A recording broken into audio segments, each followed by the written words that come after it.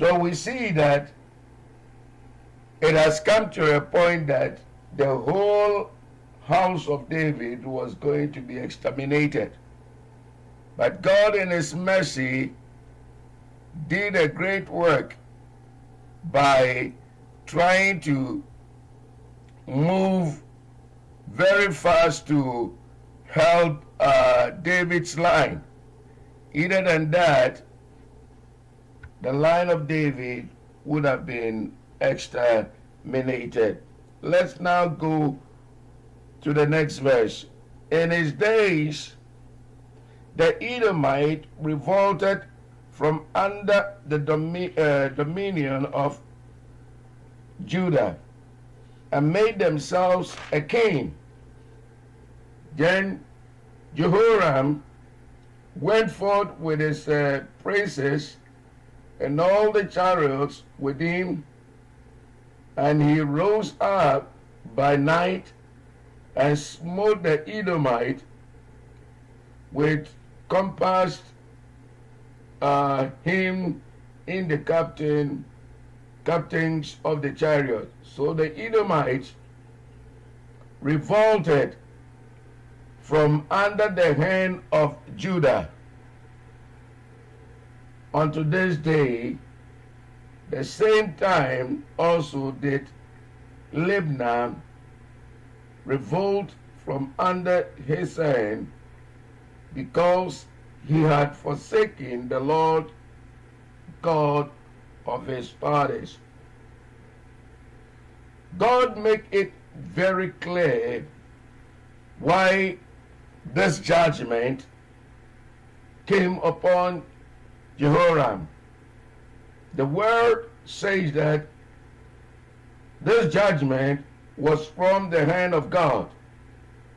He can't have peace because he has forsaken the Lord God of his fathers.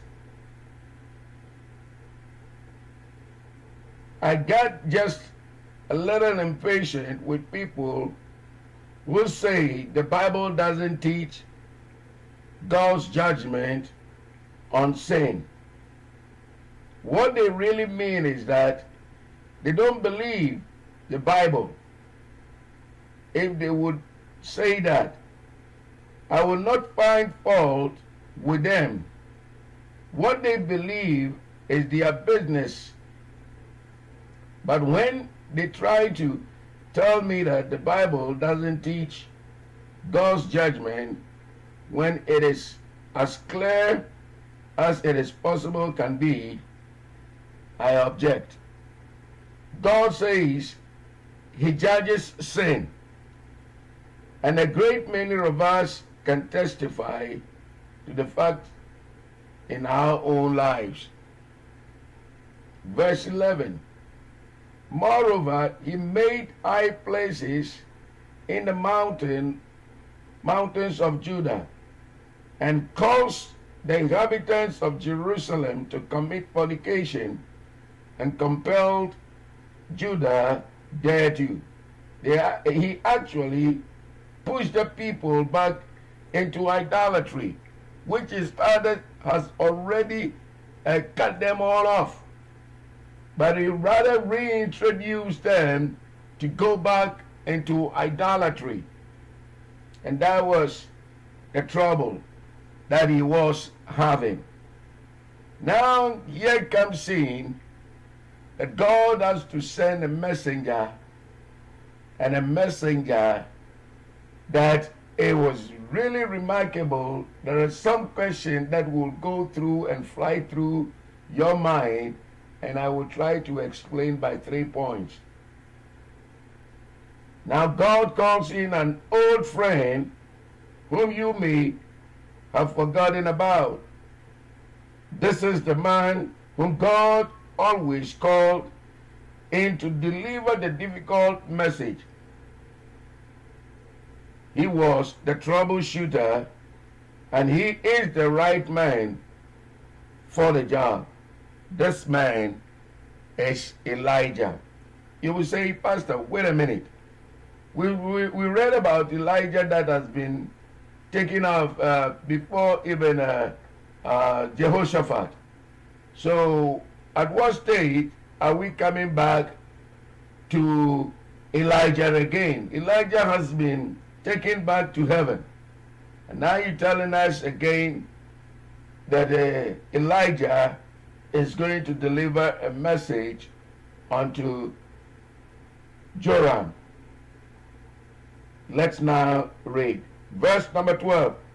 And there came a writing to him from Elijah the prophet, saying, Thou sayest the Lord God of David, thy father, because thou hast not walked in the ways of Jehoshaphat thy father, nor in the ways of Asa, king of Judah. The very question that will just happen is that there are many people who speak of Elijah as one of the prophets who did not write any scripture. Well, he is called one of the non-writing prophets. Of course, this means that there is no book in the Bible named for him or written by him. Although he didn't write a book, he did write a message. And when this man Elijah wrote a message, it signaled the paper. And then you will see the sign, you will sign that paper. It began by citing the reason for this harsh message. Because thou hast not walked in the ways of Jehoshaphat thy father, nor in the ways of Asa, king of Judah. Now let's read the message that Elijah sent. But has walked in the ways of the kings of Israel, and has made Judah and the inhabitants of Jerusalem to go a warring like to the hodrums of the house of Ahab, and also has slain thy brethren of thy father's house, which were better than thyself. Behold, with a great plague will the Lord smite thy people, and the children, and thy wives, and all thy goods. And thou shalt have great sickness by disease of thy bowels, until thy bowels falls out, by reason of sickness day by day. So this is the message, and you can know that the message is very harsh. So the question is that if Elijah has been taken up, when did he write this thing? And then the question is that if Elijah is not here, who is the one who wrote this message? When did he write it? And from where did he write this message? Was he in paradise that he commanded when he is going to be with the Lord, that he wrote a message from the Lord? Beloved, when Elijah died, his servant Elisha was the one who was reigning. But long before Jehoram became a king, Elijah has written the century lesson about what was going to happen to this man Jehoram. It is like Isaiah writing long 200 years before the king came out to deliver Israel and set them out to go into their own land. Isaiah saw it 200 years. After the Babylonians have taken Israel to captivity, Then he told that there is a Persian king that is going to rise up, and this is going to be the one God has selected to set his people free, that they might go home and rebuild the temple together. 200 years before it came, Daniel has to speak about an event before it took place. And we know some remarkable people wrote about something, and you saw Micah. The book of Micah have to talk about the one that will be born in Bethlehem. Jesus that will be born in Bethlehem. Long before, 400 years after he had predicted and prophesied, that thing took place in Bethlehem, and now we know the record in Bethlehem. So this man, before his departure, wrote up a message and gave it into the hands of Elisha. And he says that keep this message until the reign of Jehoram. At that time, Jehoram had not even been considered to be born. And he said that when that thing happens, this is what you should have. Go out and give this thing and deliver it as a male boy and throw it out there.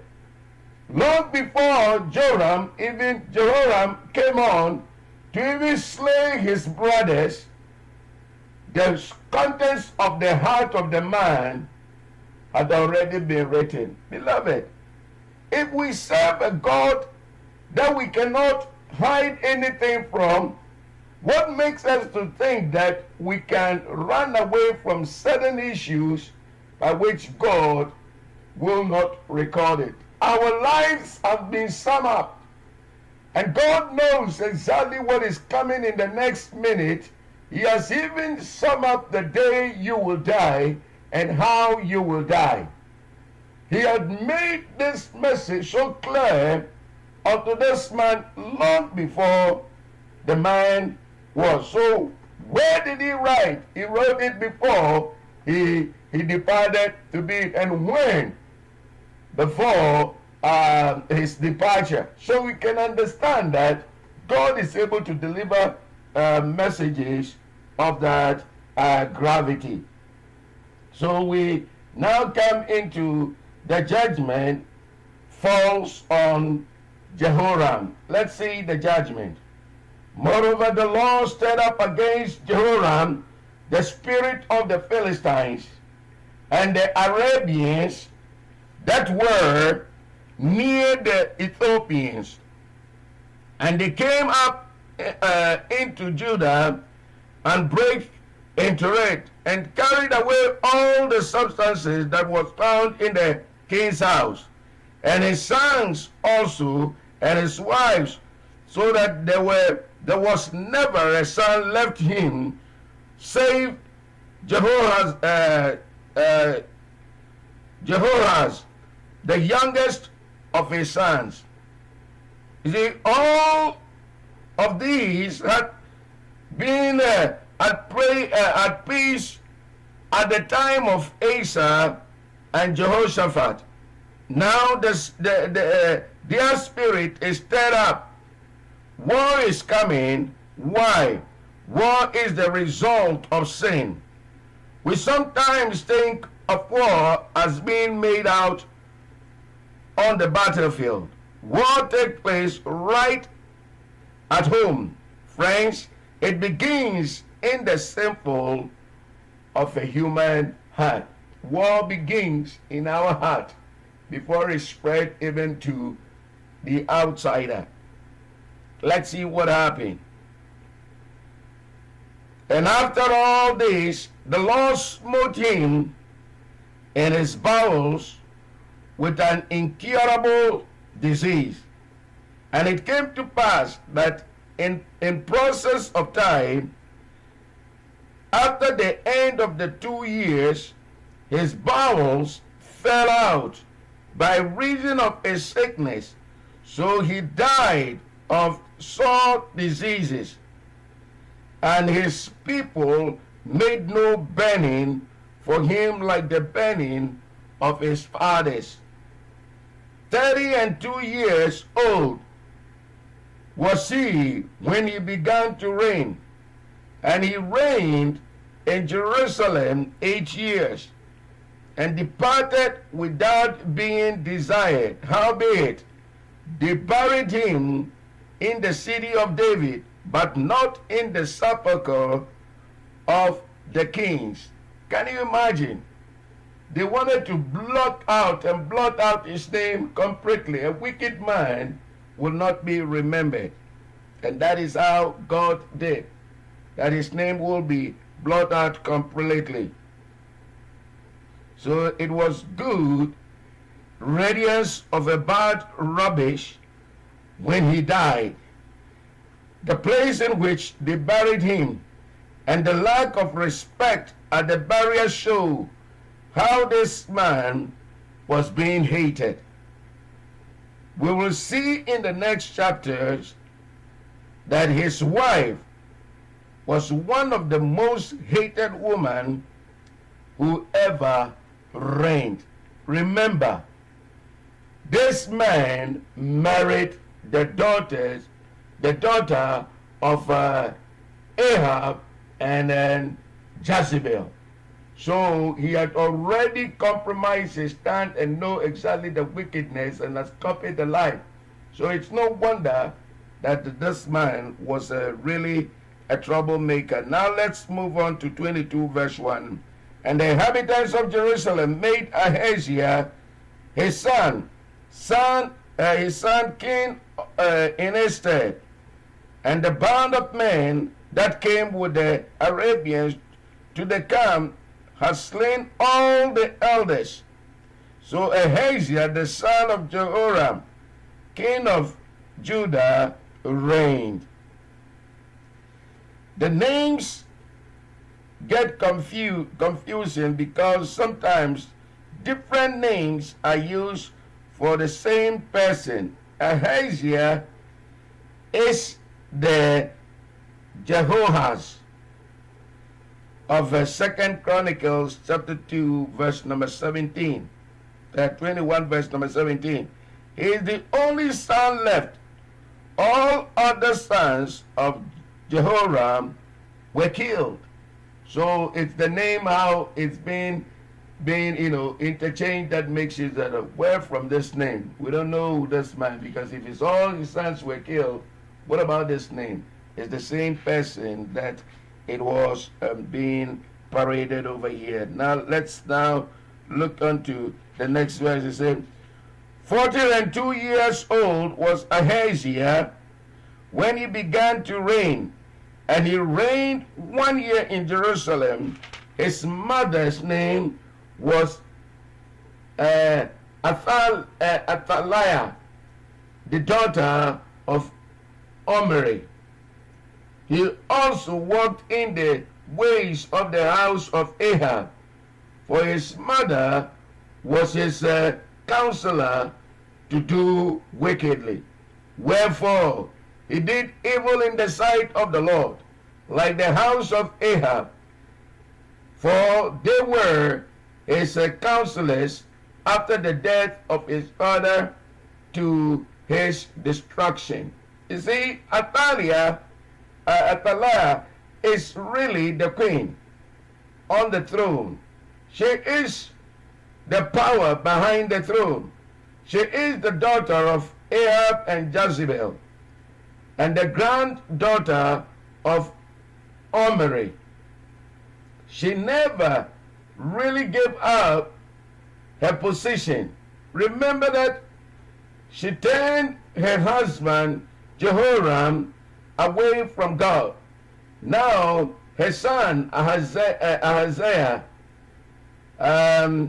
listened to her and aligned himself with the northern kingdom and with the house of Ahab, which was to his destruction. Justice was a vengeance will be wrought upon him. Verse number 5. He walked also after their counsel, and went with Jehoram, the son of Ahab, king of Israel, to war against Hazael, king of Syria, at Ramoth Gilead. And the Syrians smote Joram. This get confusing too, because there was a Jehoram in both of the northern and then the southern kingdom. It looks as though we have the same name back again, but Jehoram, king of Judah, is dead. His son Ahaziah is the king, and now he aligns himself with Jehoram, king of Israel, the northern kingdom.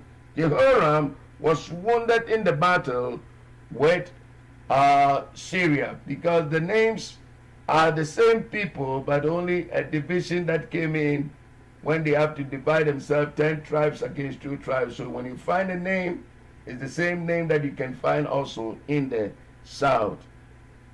So now what happened? And he returned to be healed in Jezreel because of the wound which were given him at Ramah, when he fought with Hazael, king of Syria. And Azariah, the son of Joram, king of Judah, went down to see Joram, the son of Ahab, at Jezreel, because he was sick. Azariah, king of Judah, went to visit Joram, king of Israel, who was recovering at Jezreel. And he probably took some basket of fruits or some other things just to pay homage and just to wish him well. Verse that follows is the verse number 7. And the destruction of Ahaziah was of God by coming to Joram. And when he was come, he went out with Joram against Jehu, the son of Nimshi, whom the Lord had anointed to cut off the house of Ahab. The interesting thing is that Jehu didn't know that Ahaziah, the king from the southern kingdom, was up there. Notice what happened. Verse 8. And it came to pass that when Jehu was executing judgment upon the house of Ahab, and found the princes of Judah, and then the house of the brethren of Ahaziah that ministered to Ahaziah, he slew them. These sons of the brethren of Ahaziah were not the brothers of Ahaziah, since they had been slain by Arabian Arabian murderers. But these were the sons of these brothers, and therefore Ahaziah's nephews. Indeed, the princes of Judah were probably distant relatives who held important offices in the court. Jehu slew them all. Now he goes after Ahaziah, who had escaped, and he is found and then slain. Listen to verse 9. And he sought Ahaziah, and they caught him, for he was hid in Samaria, and brought him to Jehu. And when they had slain him, they buried him, because said they, he is the son of Jehoshaphat, who sought the Lord with all his heart. So the house of Ahaziah had no power to keep still the kingdom.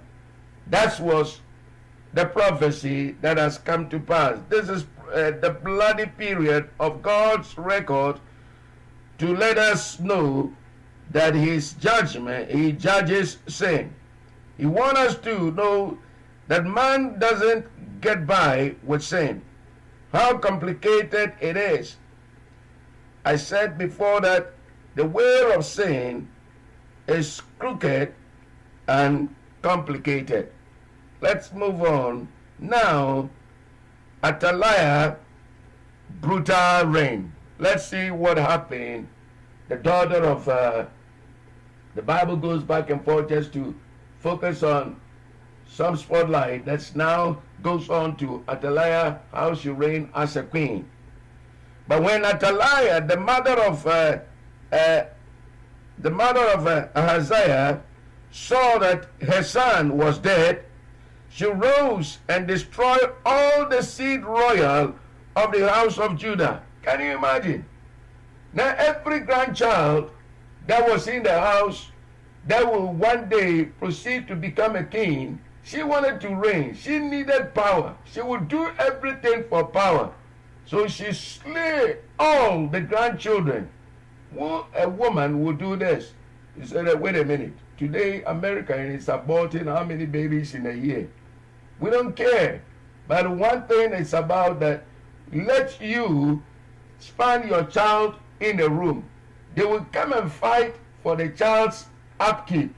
Bring the child out of the house that you are maltreating the child and take a child to a stranger to take care of, and you will be persecuted. If we love children, we would have loved the ones in the womb that are not born. But we just, in the way of a cover-up, that we love our children and say that, oh no, because they are killing our children, let us stand up. And therefore, we do this and we do that. They are our children, they are our future. But the ones in the womb, we kill them day by day. So, I will be very frank with you. It takes a bloody person and a mean one to kill her own grandchildren. If you are a grandparent, you share my feeling about grandchildren. I know why they call them grandchildren. Because they are grand. They are grand. Better than the children that you have even had. They are grand. The fact of the matter is, I think grandchildren are more wonderful than children. If I had known how wonderful they were, I would have rather preferred to have grandchildren before my children, of which is not going to be possible. I do not understand how this bloody queen could slay her grandchildren, but that is what she did. She slew all but one because she couldn't find him. How could that be? This woman went on the spree of killing everything. But one thing that God always said that God will not leave us without a seed. So how this woman was evil and killing everybody, that one person just got missing because that child was 1 year old. And she was prepared to kill even the 1 year old. But went everywhere, could not find the child, so consider that maybe the child is also there. But Jehoshaphat, Jehoshaphat, the daughter of the king, took Joash, the son of Ahaziah, and stole him from among the king's sons, and were slain, and put him and nursed him in his bedchamber. So Jehoshaphat, the daughter of the king Jehoram, the wife of Jehoiada, the priest, for she was the sister of Ahaziah, hid him from Athaliah, so that she slew him not. Verse 12. And he was with them that hid him in the house of God 6 years. And Athaliah reigned over that land. If this had not taken place, the line of David would have been cut off.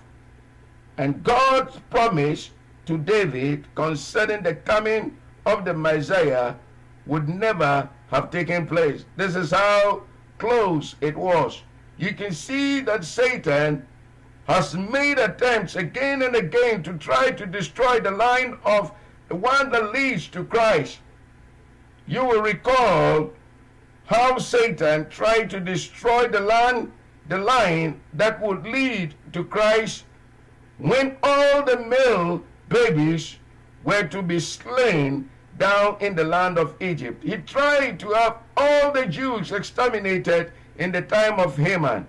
After Jesus was born, he worked through old Herod and tried to kill Jesus by killing all the babies born around Bethlehem. Here is another instance when Satan came close in exterminating the line of David.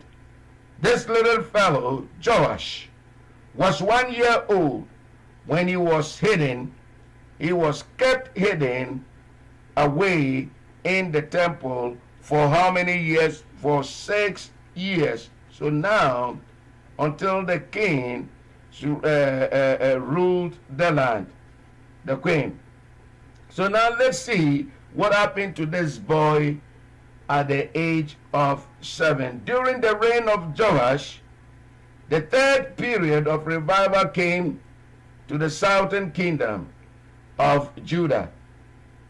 Of course, it was not much of a revival, and most of the credit for a return to God belonged to the priest Jehoiada.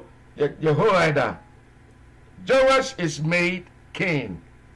Let's hear verse 1, 23, chapter 23, verse 1. And in the 7th year, Jehoiada strengthened himself and took the captains of 100, Isaiah, the son of Jehoram, and Ishmael, the son of Jehonah, and Azariah, the son of Obed, and Manasseh, the son of Adiah, and Elishaphat, the son of Zechariah, into covenant with him. The leadership of Judah was dissatisfied with the bloody queen, Athaliah. So now, Jehoiada, the priest, called them to a meeting, a very private meeting, to let them know that there is a son of David who is still alive. They all pledged themselves to make this little fellow of the line of David their king. They gathered Levites and the chief of Israel and laid careful plans to crown little Joash, who was in the line of David. A third part of the group would act as porters at the door of the temple on the Sabbath. A third part would be at the king's house. A third part would be at the gate of the foundation. They would not permit anyone inside the temple except the priest and the Levites. The Levites around the little king would all be armed with weapons. Jehoiada gave out spears and bucklers and shields, which were kept in the temple. All of these arrangements were carried out. So you see, Jehoiada preserved the dynasty of David. Verse number 11. Then they brought out the king's son and put upon him a crown and gave him the testimony and made him king. And Jehoiada and his sons anointed him and said, God save the king. This was an exciting and thrilling coup. And this little 7-year-old Joash, who is in the line of David, is now on the throne of Judah.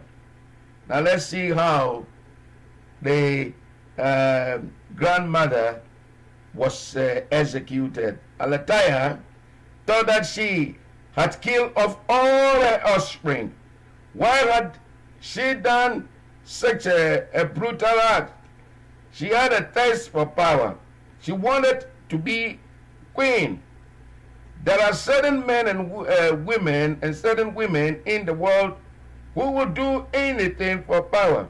Every group or class of people has them. The preachers who will do the deacons will do it. And politicians and dictators will do it. There are many members in the human family who will stoop to almost anything in order to have power. They are like the queen, craving for power. Verse number 12. Now when Athaliah heard the noise of the people running and praising the king, she came to the people into the house of the Lord. And she looked, and behold, the king stood at the pillar at the entering in, and the princes and the trumpets by the king, and all the people of the land rejoiced and sounded with trumpets, also the singers with the instruments of music, and such as thought to sing praise. Then Athaliah rent her clothes and said, treason, treason. From her standpoint, it was high treason. How can you make a king when there is a queen already? Then Jehoiada the priest brought out the captains of 100 that were set over the host, and said unto them, have her forth of the ranges, and whoso followeth her, let him be slain with the sword. For the priest said, slay her not in the house of the Lord.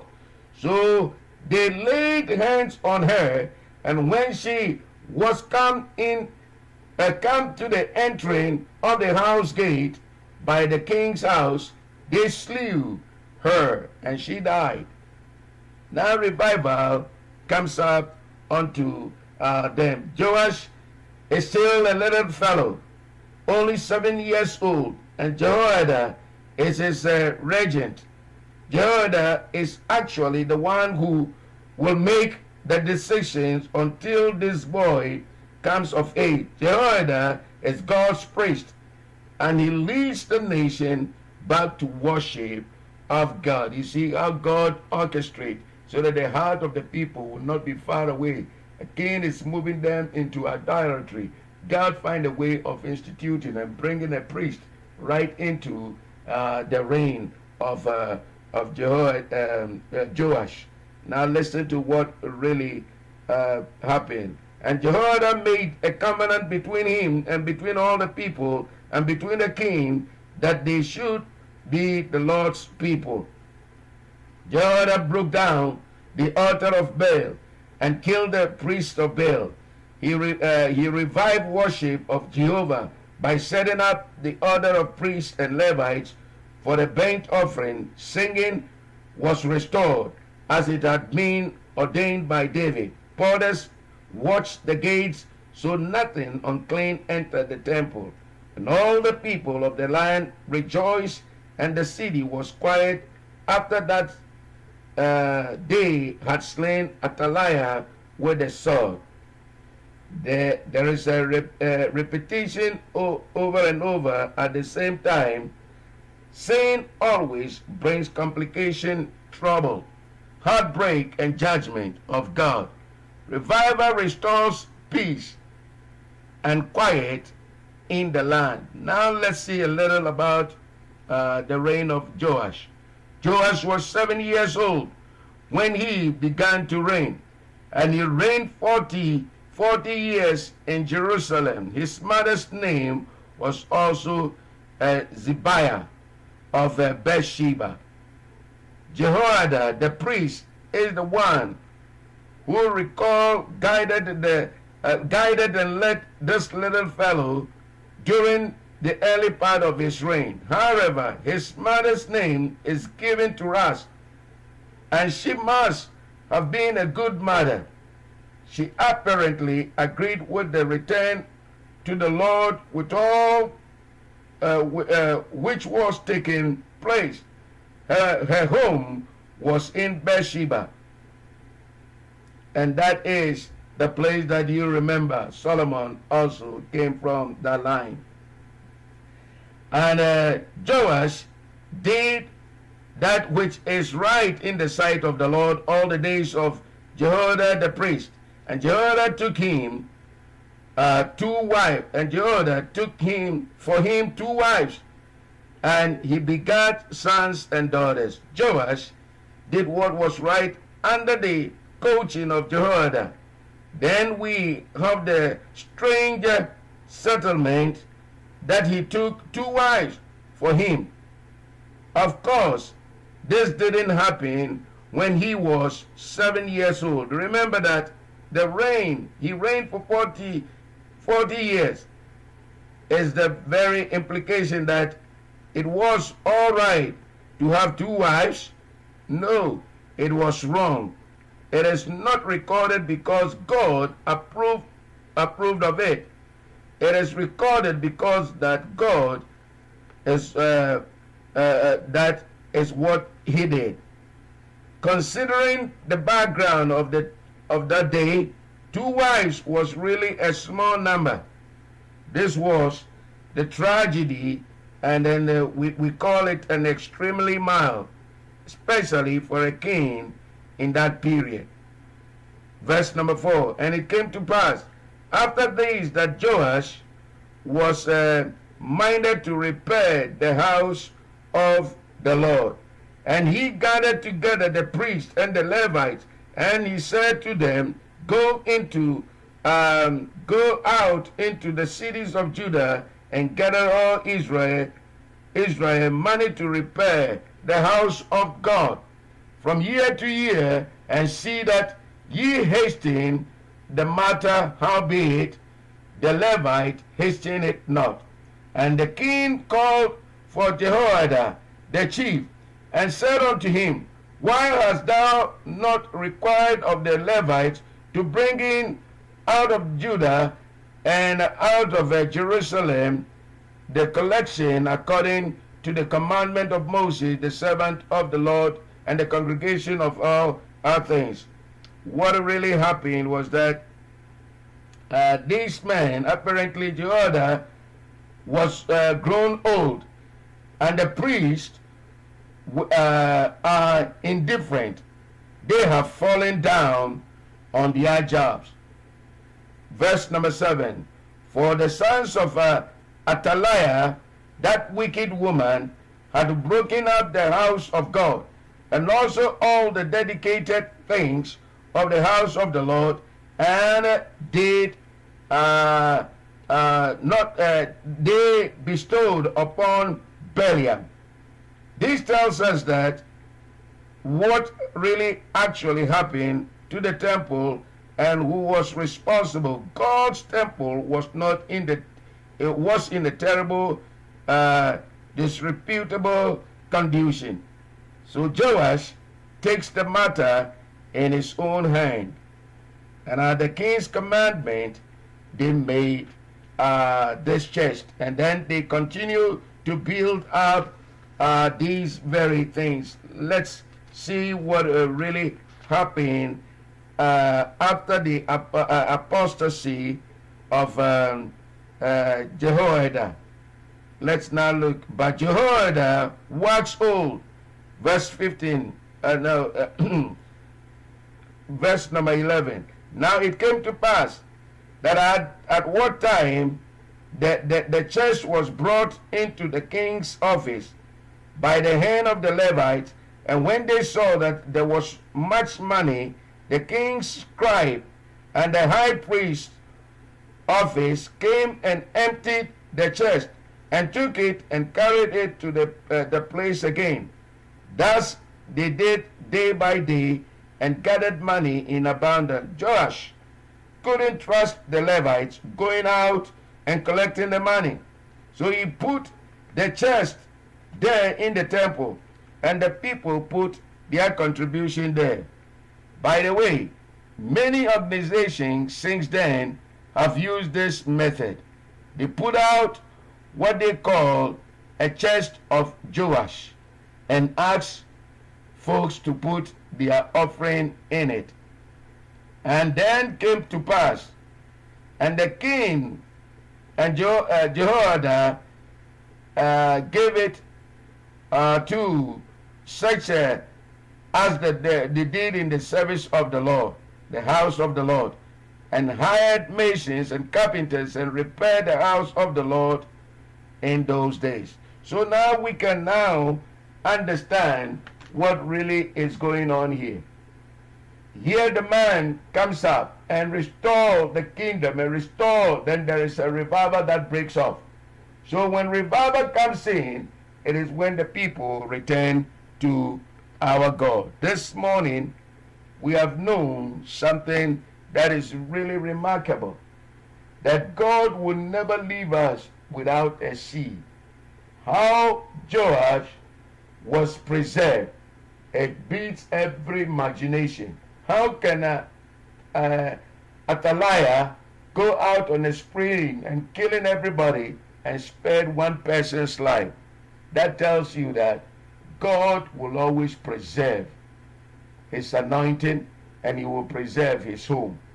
The home of the righteous will be preserved by God. Aren't you so glad that you have the God that takes care of his own? And so this morning I want to challenge you to tell you that it is not over until the Lord says that it's over. May God help us, even in Jesus' name. Amen.